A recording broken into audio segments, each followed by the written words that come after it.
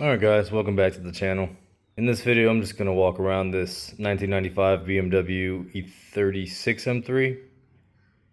This car is in here to get turbocharged, and as you can see by the exhaust laying on the floor, this car's been here for about a year, maybe a little bit longer, and I need this car out of the garage before I can go any further with the tag.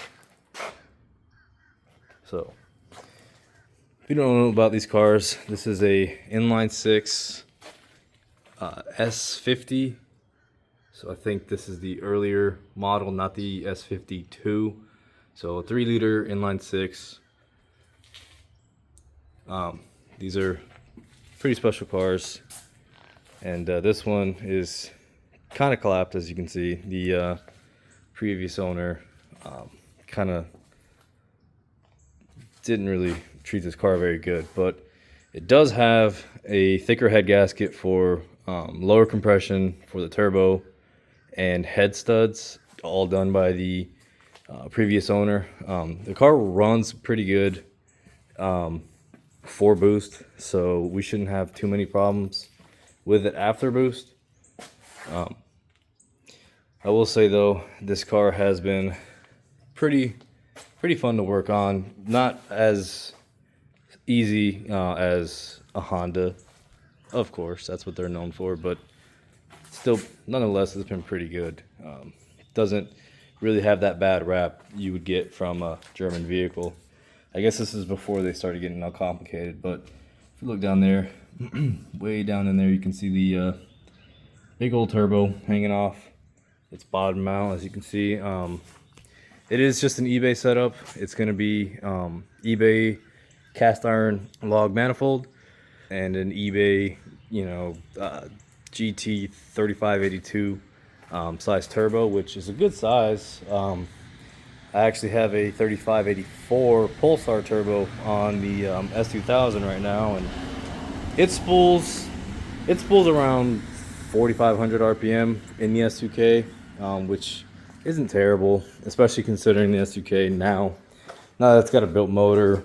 It's still an AP2 and it revs to almost 9 grand. But really quick, just going to show you the inside. This is what I was talking about. It's not in the best condition.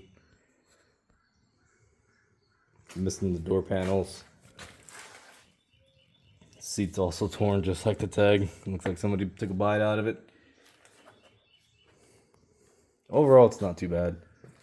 There's a whole janky wiring system to start this thing up, like a race car.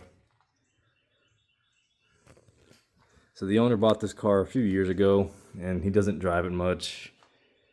And he wanted to go turbo just like me with the S. But yeah, I don't blame him. Turbo's cool. Again, the unfortunate reality is, in order for me to continue giving you guys content on that car, this car's got to get out of the garage. As you can see, my engine hoist and stand and everything are all the way in that corner, and I'm running really low on garage space as it is. So if I were to go and disassemble the tag and start taking the engine apart, I won't really have any space to put it.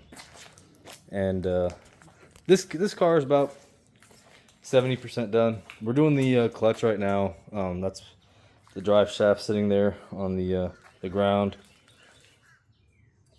So the clutch, he went with a twin disc clutch. So his goal is, I think, to hit 500 horsepower.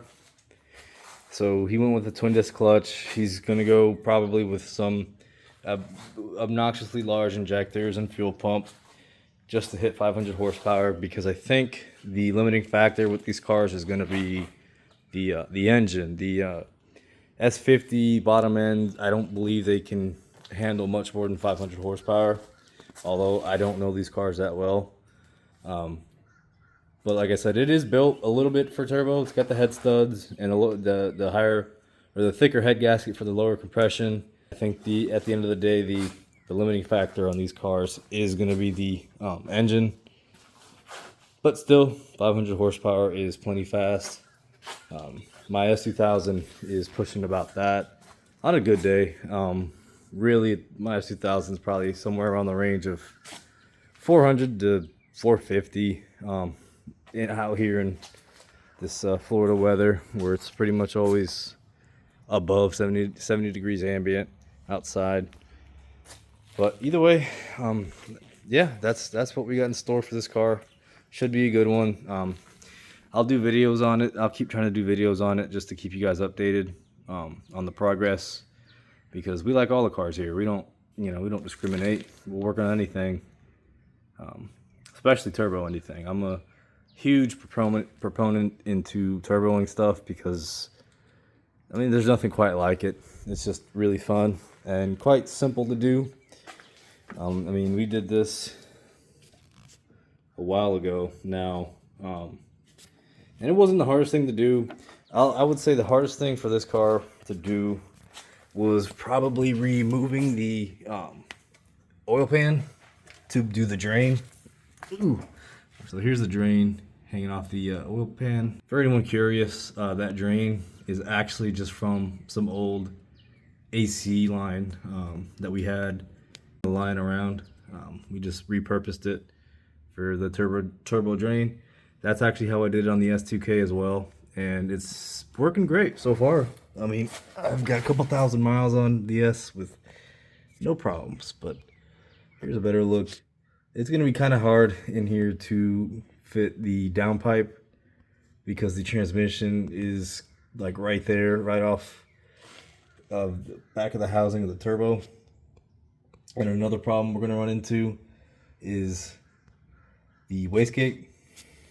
The wastegate is pretty much pointing directly at the frame rail of the car, so that's gonna be another fabricating challenge, because not only are we gonna have to figure out how to fit the wastegate in there, we're gonna probably end up having to use some sort of extension, and then assuming the extension is sturdy and doesn't crack, we're then faced with the problem, more than likely, of boost creep, because that is a pretty small hole for a wastegate already.